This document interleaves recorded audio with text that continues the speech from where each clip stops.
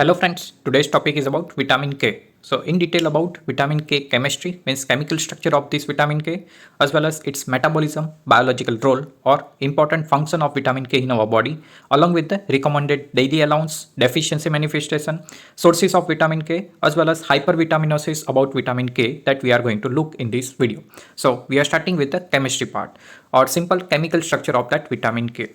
So they are the naphthoquinone derivatives with a long isoprenoid side chain. Simple, you have to remember vitamin K is fat soluble vitamin and this fat soluble characteristic is because of this isoprenoid side chain. This side chain make them water insoluble. So vitamin K is one of the fat soluble vitamin. So this vitamin K is also of two variety, vitamin K1 and K2.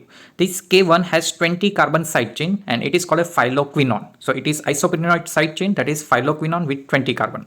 Now vitamin K2 has a 30 carbon side chain and which is known as a menaquinone. So phylloquinone and menaquinone. So phylloquinone, that is K1, and K2, that is menaquinone. Now apart from that, one more synthetic variety of this vitamin K, and that synthetic compound having a vitamin K activity is known as a Menadiol. Simple, in this structure of Menadiol, there is a side chain is not present. So we are going to look that structure also. So it is water soluble synthetic variant of this vitamin K and that is called as Menadiol. So it is sometimes asked in MCQ that you would remember what water soluble form of the vitamin K is known as a Menadiol. So it is widely used in clinical practice as it is water soluble. So here you can look over the structure, that is phylloquinone. It is particularly vitamin K1 and 20 carbon side chain, while menaquinone, that is vitamin K2, it has a 30 carbon side chain, while menadiol, that is having a no isoprenoid side chain and that makes it water soluble. So this water soluble form of the vitamin K. So these three structure you have to remember as a chemistry part of the vitamin K. Now further about the metabolism of this vitamin K. So about the absorption and storage. So simple, this absorption occurs in the intestine along with the chylomicron as it is fat soluble. So metabolism will also occur along with the fat. So fat is absorbed in the form of chylomicron. Same, vitamin K is absorbed along with the chylomicron. So it may be derived from the diet or intestinal bacterial synthesis. Now interesting is that sometimes if vitamin K is not provided sufficiently in the diet, then our intestinal bacteria, which is normal bacterial flora, that is also sufficient to produce sufficient amount of the vitamin K. So it is stored in the liver and transported in the plasma along with the beta lipoprotein. As it is fat soluble, so it is transported in the form of this beta lipoprotein. So it is stored in the liver. Now you have to remember most of the fat soluble, they are stored in the liver except vitamin E, which is stored in the adipose tissue.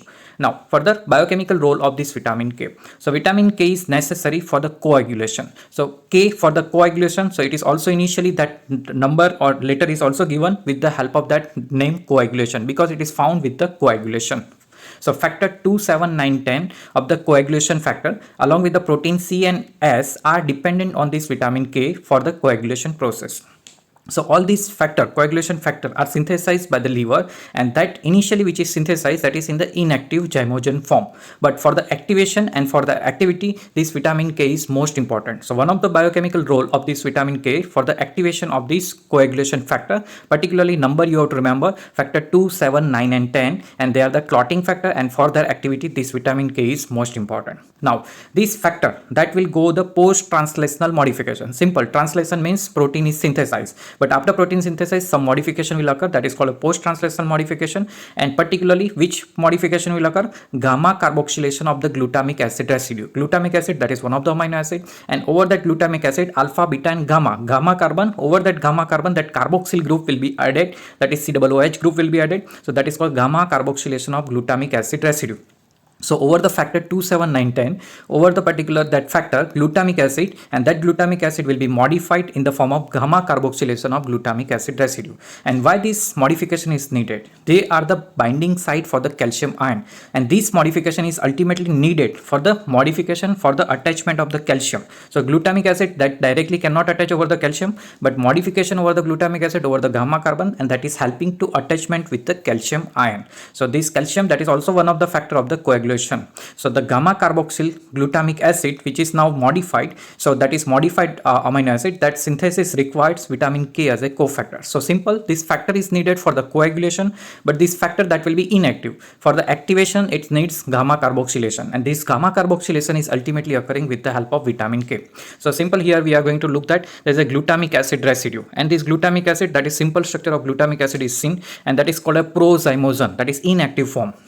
Now, over that prozymogen, that is carboxylated zymogen will be developed. So, over the gamma carbon, what happened? One carboxyl group will be added, and this carboxyl group adding that activity that will be occur with the help of vitamin K. So, vitamin K dependent carboxylase reaction occur, as it is name suggests carboxylase. So, carbon dioxide is needed, along with the oxygen is needed, and one more NADPH is also required for this activity. So, along with that, vitamin K. So, vitamin K, oxygen, carbon dioxide, and NADPH, all this needed to convert inactive clotting factor to the active, or simple for the gamma carboxylation of glutamic acid. So over the gamma carbon of glutamic acid, that carboxylation is occurring.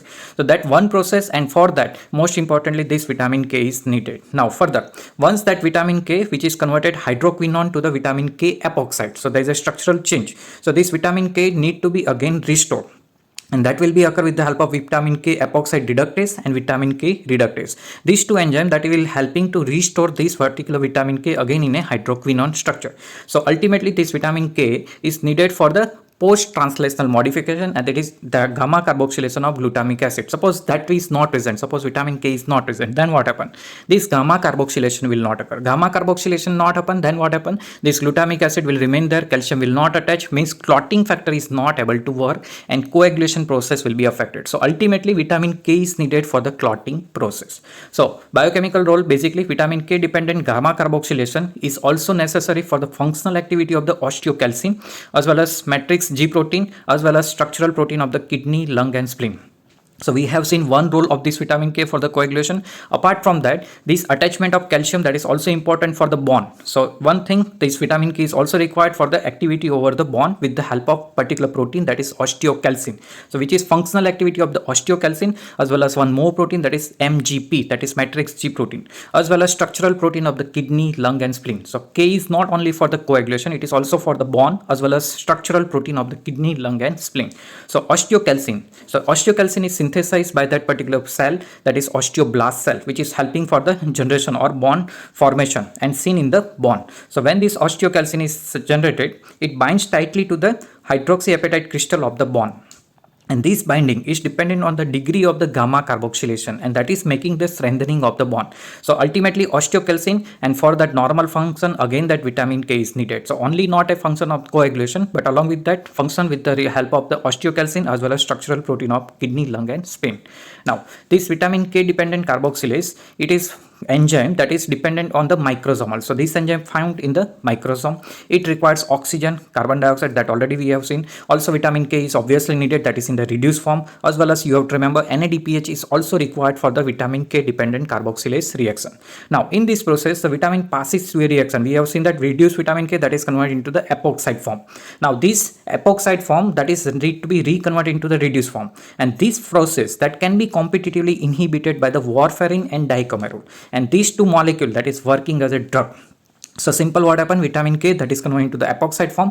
Now this epoxide is not able to reconvert into the reduced form. So ultimately warfarin and dicumarol that can inhibit the function of the vitamin K. It is competitive inhibition, and that inhibition lead to the decreased function of the vitamin K. So if clotting factor will not work, then what happen? Ultimately coagulation will be affected. So ultimately it is working as an anticoagulant. So warfarin and dicumarol, they are working as an anticoagulant by competitively inhibiting vitamin K activity. So that you have to remember, dicumarol and warfarin. So these causes of deficiency of vitamin K, why that deficiency can be occur. So we have seen that one drug related condition, that is warfarin dicumarol, that is basically inhibiting that vitamin K activity. Now, sometimes this normal adult dietary deficiency generally not seen, since the intestinal bacterial synthesis is sufficient to meet the need of the body. So generally in adult, vitamin K deficiency is not seen. But why it is not seen? Because it is easily synthesized by whatever the normal bacterial flora present in our body.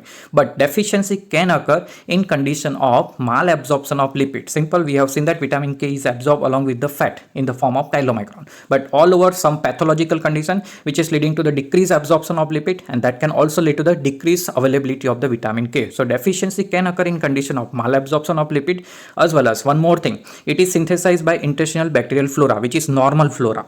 But prolonged antibiotic therapy, long duration antibiotic therapy, or sometimes gastrointestinal infection, means infection by the not a normal flora but pathological bacteria, that can lead to the decreased formation of vitamin K. So antibiotic that will kill the normal bacterial flora, pathological bacteria that is also inhibit for the formation of vitamin K, K, and that can lead to the diarrhea, and that will destroy the bacterial flora and can also lead to the vitamin K deficiency. So you have to remember, if there's a malabsorption of lipid, prolonged antibiotic therapy, as well as pathological infection with the diarrhea, that all can lead to the decreased availability of vitamin K, and that can lead to the vitamin K deficiency.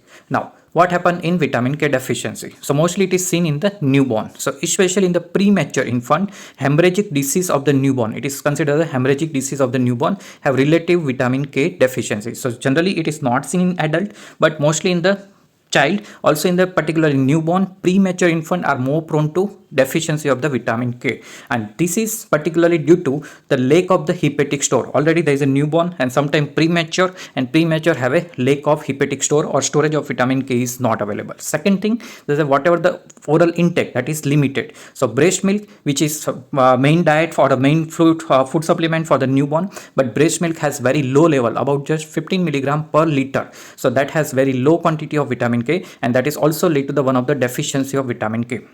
Third thing, that is absence of intestinal bacterial flora. So generally newborn have a no bacterial or bacterial flora is not fully developed, and these three conditions that is leading to the more prone or more chances of vitamin K deficiency in a newborn, particularly premature infants. So one, hepatic store or storage in the liver is not there. Second, oral intake is limited, and third thing, bacterial flora which is responsible for vitamin K formation is not there. All these three that can lead to the more chances of vitamin K deficiency in newborn, particularly premature infant.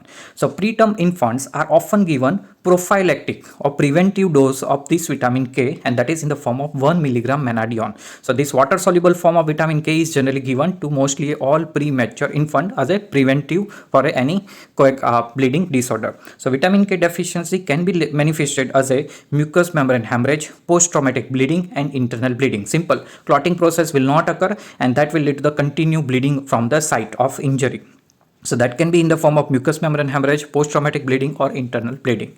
So that you have to remember that daily requirement. This requirement of vitamin K is very few in number. So that is 50 to 100 microgram per day. That much is needed. So usually available in our normal diet. Even in diet not available, then our bacterial flora is sufficient to produce that much amount of the vitamin K. So deficiency is generally not seen in the adult, but more chances in infants, particularly premature babies. So main sources of vitamin K, that is green leafy vegetables, are a good dietary source of the vitamin K. Even intestinal bacteria synthesize, and that synthesize mostly vitamin K2. So that is sufficient to meet the daily requirement, and that is mainly absorbed from the jejunum and ileum, front part of the jejunum and ileum, as well as absorption is normal, that you have to take care. If fat absorption is normal, then vitamin K deficiency is generally not seen. So simple green leafy vegetable and even our normal bacterial flora is sufficient to provide vitamin K. Now sometimes if excessive vitamin K is taken, and that can lead to the hypervitaminosis.